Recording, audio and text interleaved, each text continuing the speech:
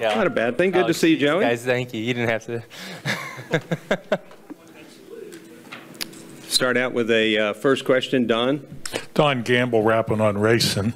Before I get to my question, the folks from Jennerstown wanted to thank you for the kind words when you said it was your favorite place to do super late model racing. They're open back up now, and they're putting 5,000 people in there on a Saturday night. No way. That's awesome to hear. The question, you and Brad and Ryan really get along good together. Now, is this spontaneous, or the competition director, Travis Geisler, does he have to kind of keep you guys all on the right page? That chemistry is amazing. When and how did that all come about? Yeah, I think really the three of us have a lot in common, and we just naturally get along. I think we all kind of get the big picture. And I think that's hard to find a lot of times when you get teammates that all, I guess, see the big picture together and understand what we're there to do. Yes, we all want to win, right? Each one of us wants to win the race and have the trophies and all that. But we also realize that if we don't work together, none of us are going to raise the trophies up. So, I think everyone at Team Penske sees that, drivers included. You might see some of that throughout the teams, but maybe the drivers don't see it that way. But I think we showed it a lot, especially super speedway racing, on the way we're able to work together and get ourselves up front and ultimately win races. And I think it's important. Brad and I I feel like we've grown into a great friendship at this point. We talk about a lot of things outside of racing, and I think that's valuable. I do the same thing with my crew chief Todd, and I think those relationships are very valuable when it becomes something more than a business relationship, and it's easier to talk things out and things like that. And so yeah, I think it's hard to have that, but I think it is very important. Yes. Jordan Bianchi, SB Nation. Joey, you're a driver, let's be honest. You've received your fair share of boos during driver introductions and stuff. Is that just a casual observation? Regardless, you hear that. Does it bother you? How do you compartmentalize that? Do you just move on? Do you have any reaction to that? I secretly love it. Don't tell nobody. In all honesty, you obviously would rather be loved than hated, but I'd rather him say something than nothing.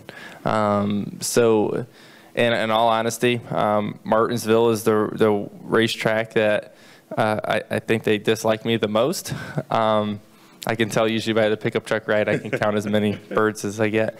And all I think of is, man, how cool would it be to win there and just do a big burnout? Yeah. You know what I mean? Like, that would be the coolest, right? So that's the motivation to me. I do like that people like me, and my fans that support me as a person and as a race car driver, and I feel like they've gotten to know me and know my personality and who I am and what I stand for.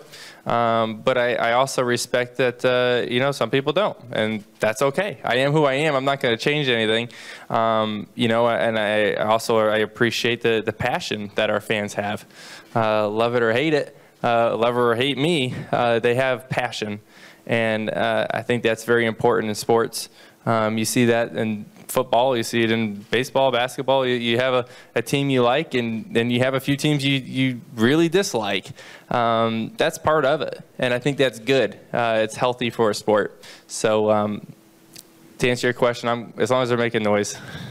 Kenny Bruce. Kenny Bruce with NASCAR.com. Joey, have you noticed any difference at all now that Stewart-Haas Racing's under the Ford banner, and also what do you expect them to bring to the Ford program that can ultimately benefit Team Penske? Well, there's definitely a lot of different avenues that we can work together, for sure. It's always an interesting relationship, right, because we still got to race each other, but we also want to see how we can both grow and make Ford a powerhouse manufacturer and get them a manufacturing championship and ultimately both of us win more races. That's the ultimate goal. I think teaming up with Stewart-Haas Racing is a smart move. It's an impressive move by Ford. It shows their commitment to what they're trying to do and their investment in our sport.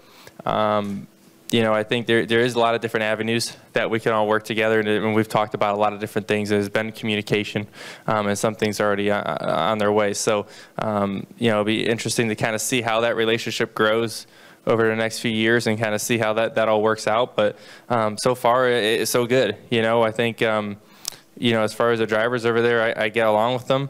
Kevin and I usually see each other on super speedways quite a bit, and we end up helping each other just randomly. So I think that relationship has grown a lot. So I really think that, it's a good move. It's like I said, an impressive move for Ford to do that.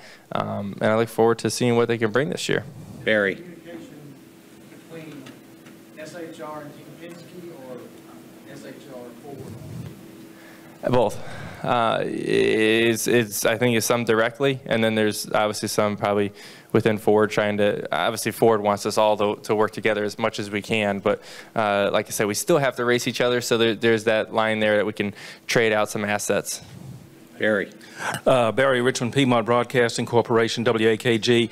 I know Brad Keselowski was part of that group on Monday night that talked about the change in format for all three top touring divisions. Was there a conversation that he had with you on that? And then secondly, since you brought up Martinsville, and that's where we're based, night racing at Martinsville this year. So 2 questions. Yeah, to answer your first part, I was involved in the meetings, and it was pretty cool to be a part of it. The first one was in Las Vegas, and when we were out there for the banquet, and it was a very impressive group. You had a select number of drivers and TV from NBC and Fox, the commentators. You had NASCAR with very open ears to hearing any options. You throw it out there. It's an open discussion, and then you had team principals there as well. So it was quite the conversation to get things going, and ideas were all over the place, and things were everywhere, and you kind of leave there with, well, we got ideas, but no real direction. And as these meetings kept moving on forward to each one, and you could start kind of honing in on what this is going to be, I got more and more excited about it. I know it's going to be the right thing for the sport.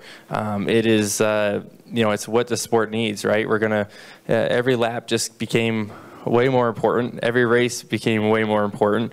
And that's good for the whole sport, right? If you're a race fan and you're going to the Martinsville Spring Race and your driver already won a race before that, then he's not really racing for anything. He's thinking about the chase in the fall there. Well, now there's something to watch that race for, and there's something for him to race for.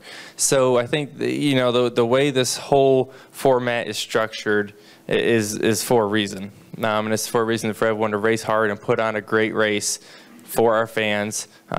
Makes us feel like we're racing for something as drivers and as teams. So I don't see anything but good things coming out of this. So I'm thoroughly, really excited about what's coming up for this sport with this change, and along with the aero changes for this year. I think that's kind of got lost in the shuffle with all this, but those aero changes are going to be a big deal as well. So there's a lot of stories going into this season. And to your second part of the question, Martinsville night race, sweet. I'm good with that. That sounds like fun.